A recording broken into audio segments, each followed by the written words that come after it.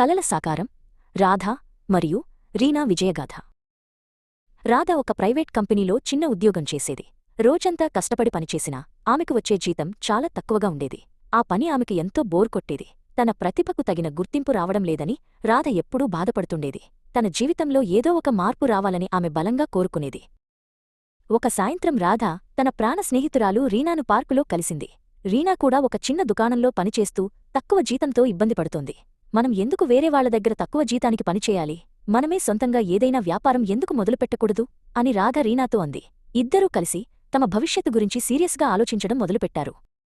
మరుసటి రోజు రీనా తన ఇంటి చుట్టుపక్కల ప్రాంతాన్ని గమనించింది. అక్కడ చిన్నపిల్లలకు కావాల్సిన బొమ్మలు, మహిళలకు కావాల్సిన గాజులు, మేకప్ వస్తువులు దొరికే ఫ్యాన్సీ షాప్ ఒక్కటి కూడా లేదని ఆమె గుర్తించింది. ప్రజలు చిన్నచిన్న వస్తువుల కోసం కూడా చాలా దూరం వెళ్తున్నారని ఆమెకు అర్థమైంది. ఇదే తమకు సరైన అవకాశమని రీనా భావించింది. రాధ మరియు రీనా తమ పొదుపు మొత్తాన్ని లెక్కించుకున్నారు. తమ ఏరియాలో ఒక చిన్న గదిని అద్దెకు తీసుకోవాలని నిర్ణయించుకున్నారు. ఇద్దరూ కలిసి ఆ ఖాళీ గదిని చూసి అక్కడ తమ ఫ్యాన్సీ షాప్ ఎలా ఉండాలో ప్లాన్ చేసుకున్నారు. ఇక్కడ మనం కలల ప్రపంచాన్ని నిర్మిద్దాం అని వారు ఒకరికొకరు ధైర్యం చెప్పుకున్నారు. షాప్ పనులు మొదలయ్యాయి. రీనా తన సృజనాత్మకతతో షాప్ గోడలకు రంగులు వేయడం ప్రారంభించింది. షాప్ ఆకర్షణీయంగా కనిపించడానికి ఆమె ఎంతో కష్టపడింది. ఆర్ ఫ్యాన్సీ స్టోర్, ఆర్ మరియు ఆర్ ఫ్యాన్సీ స్టోర్ అనే బోర్డును స్వయంగా తయారుచేసింది. ప్రతి అడుగులోనూ ఆమె ఎంతో ఉత్సాహాన్ని కనబరిచింది. రాధ మరియు రీనా హోల్సేల్ మార్కెట్కు వెళ్లి రంగురంగుల గాజులు, క్లిప్పులు, బొమ్మలు మరియు ఇతర వస్తువులను కొనుగోలు చేశారు.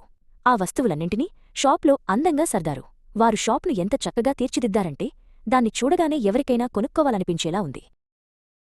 షాప్ ప్రారంభించిన మొదటి రోజే చాలామంది కస్టమర్లు వచ్చారు.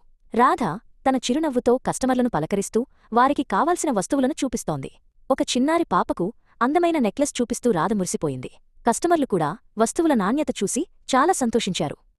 వ్యాపారం లాభసాటిగా మొదలైంది. కొద్ది కాలంలోనే వారి ఫ్యాన్సీ షాప్ బాగా ప్రాచుర్యం పొందింది. లాభాలు పెరగడంతో రీనా మరో పెద్ద నిర్ణయం తీసుకుంది. పక్కనే ఉన్న మరో గదిని అద్దెకు తీసుకుని వ్యాపారాన్ని విస్తరించాలని ప్లాన్ చేసింది. ఇప్పుడు వారి వద్ద కొత్త షాప్ తాళం చెవులు ఉన్నాయి. వారు రెండో వ్యాపారంగా ఒక చిన్న బట్టల దుకాణాన్ని, బూటీక్ కూడా ప్రారంభించారు.